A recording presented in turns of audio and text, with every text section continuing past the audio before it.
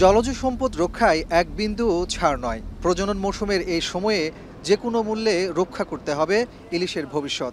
এ প্রত্যয়ে মা ইলিশ সংরক্ষণে অভিযান চালাচ্ছে নৌবাহিনী। মঙ্গলবার চট্টগ্রামের পতেঙ্গার ১৫ নম্বর ঘাট থেকে ৪০ নটিক্যাল মাইল দূরে বঙ্গোপসাগরে অভিযান শুরু করে নৌবাহিনী। অংশ নেয় বাহিনীর জাহাজ শৈবাল ও শাপলা। নিষেধাজ্ঞা অমান্য করে মাছ ধরায় জব্দ করা হয় ফিশিং বোটসহ বেশ কিছু জাল। আমরা করি সমুদ্রে করি ৫৮ দিন, এখন করতেছি ২২ দিনের। এরপরে আমাদের ঝাটকা সংরক্ষণ ৮ মাস চলবে। আবার আমাদের ইলিশ যে অভয়াশ্রম আছে আমাদের ৬টি, সেখানে আমরা ২ মাস করে দিই বেনপিরিয়ড দিই।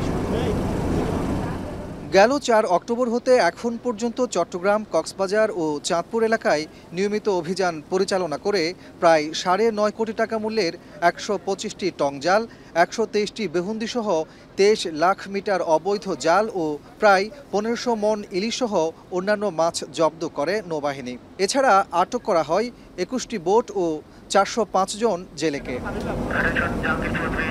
ইলিশ মাছের প্রজনন ক্ষেত্র সুরক্ষিত রাখা, অবাধ প্রজননের সুযোগ সৃষ্টি এবং জাতীয় অর্থনৈতিক সম্পদ হিসেবে মা ইলিশের সুষ্ঠু সংরক্ষণ নিশ্চিত করতে সরকার কাজ করছে জানান মৎস্য সচিব। বলেন, আহরণজনিত ত্রুটির কারণে উৎপাদন কমেছে ইলিশের। একবারে যে মাছ ধরা বন্ধ আছে তাও কিন্তু আমি মনে করি না। কেউ কেউ মাছ ধরছে বিভিন্নভাবে, আমরা বিভিন্ন অপারেশনে সেগুলো ধরার চেষ্টা করছি। যতটুকু আমরা সফল হব তার মাধ্যমেই হয়তো বা কিছু মাছ আমাদের বাড়বে। মা ইলিশ সংরক্ষণে ২৫ অক্টোবর পর্যন্ত সাগরে ইলিশ আহরণ, পরিবহন, কেনাবেচা সম্পূর্ণ নিষিদ্ধ।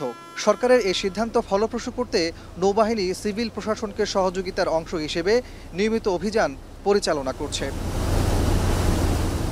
দেশের সমুদ্রসীমার প্রায় ৬৫% গভীর সমুদ্র এলাকা, যেখানে রয়েছে মৎস্য সম্পদের অপার সম্ভাবনা।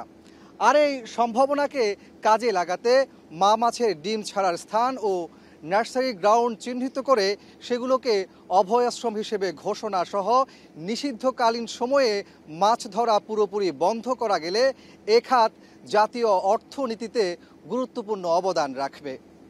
কাজী মাহফুজ, এখন, চট্টগ্রাম।